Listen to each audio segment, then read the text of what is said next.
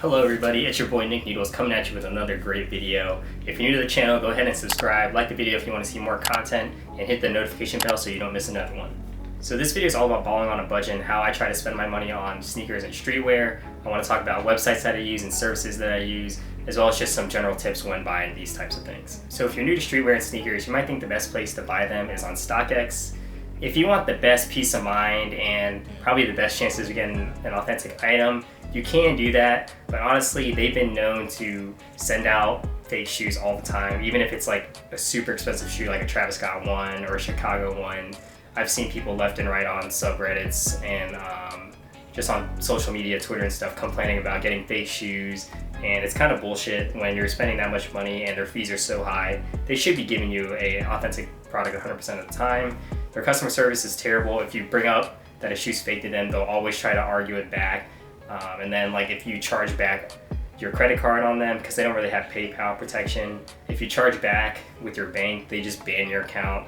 So overall, I think that it's better to just do your research and try to find out if the item is authentic yourself. If you don't want to go through all that trouble and it's not worth your time, then by all means just spend the extra money and hope that StockX doesn't screw you over. So if you're not buying off StockX or GOAT, you always have to authenticate the item that you want. The first thing that I do is always see if there is a fake that exists for that item. So if an item is just released, chances are that there isn't a fake for it, because the people that make the fakes, they like to have the item in hand so they can make it one for one, get the stitching and like all the tags and stuff right. One thing I like to check is the subreddits, fashionreps and sneakerreps. They are both communities for buying fake shoes and streetwear. Usually if I want an item, I'll look it up on those subreddits, and if it exists, there'll be a link to it and you can kind of compare to what you were going to buy from someone else. If a link or post doesn't pop up on those subreddits, then chances are there isn't a fake for it yet. So the next thing you're going to want to do is just do research on the item you want to buy to see if there are any telltale signs of a fake. For example, looking at tags on the clothing, stitching, the overall feel, the color of it. If it's like a graphic tee, the size and like the position of the graphic. Those are things that can help weed out fakes and give you a better sense of whether it's authentic. Always ask for more pictures if necessary. A lot of times sellers will just put like one picture of the tee that's like super blurry, taken on a potato. So always ask for more pictures. If they're not willing to give you more pictures, then chances are they don't want you to see the flaws on the shirt and they're trying to scam you. Or just not just a shirt, but any other item, they're trying to scam you. And lastly, one thing you can do is a legit check post on Reddit for whatever brand you want to buy from. I know like Supreme and Palace's subreddits do legit check posts, as well as like you can post your stuff on the fashionreps and sneakerreps subreddits, and a lot of people know what the fakes look like, so they can legit check stuff pretty well for you. So now that I've talked about how to authenticate stuff, I want to talk about where I go and buy a lot of my clothes. One place that I love to use is eBay. I've gotten super good deals recently. I got the North Face RCG jacket for $470. That's usually $700 plus on StockX with the vest. I got a Ramalzi tag shirt for $69. That's normally $90 on StockX. And I also got a Motion logo hoodie in red for $222, and that's $256 on StockX. So right there I saved like over $20 to $30 depending on what it was. The jacket I saved a lot of money because I didn't get the vest. But eBay is also great because you get PayPal protection, so if anything's wrong with the item, you can just file a claim and most of the time you'll get your money back. Grailed is also a good choice if you're looking for used clothes. The only time I've used it, I've had a bad experience, and that was mainly because I didn't really look at the seller reviews. I would stay away from people on Grailed that don't have any reviews whatsoever, because chances are they can scam you. But the great thing about Grailed is that there is PayPal protection. So even though I tried to buy a shirt and the dude sent me underwear, I just filed a claim and within like a month I got my money back. So it wasn't that big of a deal. So next I want to talk about Facebook Marketplace and Craigslist. A lot of people, when they get their stuff in hand, go right away to Facebook Marketplace and Craigslist just because it's the fastest transaction. People like to undercut a lot on there because they might need money fast for bills and stuff like that.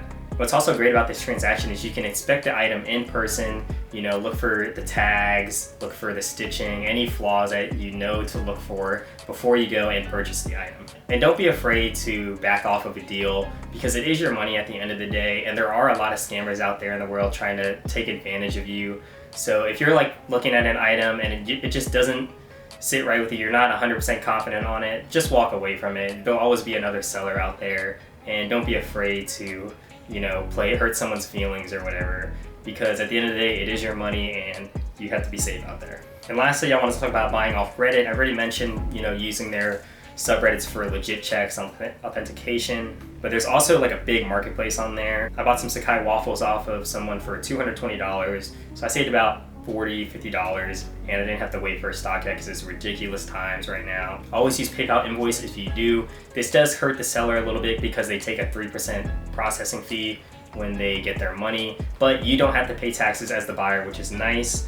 And also, don't ever fall for the friends and family PayPal, Venmo, Cash App scam where you're just wiring money directly to them. You won't have buyer protection on those services, and you will get scammed, and PayPal will not be able to get your money back.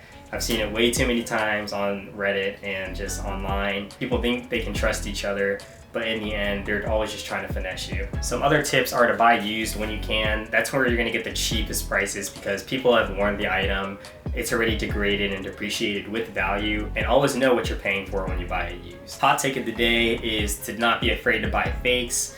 Honestly, in this day and age when fakes are one-to-one and you can't even tell the difference between a fake and an authentic pair, you might as well just save your money and buy the fake. Both items are going to be made in a sweatshop in China somewhere, so you might as well just buy the cheaper version. I don't personally own any fakes. I think if I were to buy one, it would be for like a Travis Scott one or any item that costs well over $1,000 or $2,000, because it just doesn't make sense for me to spend that much money on an authentic item when I can buy a one-to-one replica of it. But the rules for me, if I were to buy a fake, is to not flex it as if it's real. I see it all the time. People flexed up with Travis Scott ones that are probably fake, because there really wasn't that many that were released. And it just seems like everyone has a pair of them. Don't pretend like you're more than your worth, stay true to yourself. That is the biggest problem with fakes right now and why so many people disapprove of it, because there are people that take advantage of others by selling them a fake pair that looks authentic. So those are just kind of my thoughts on saving money when buying streetwear. I kind of rambled on in some parts, but I hope y'all like this video and I hope y'all save some money so we can all be big ballers out in society. Thank you for watching.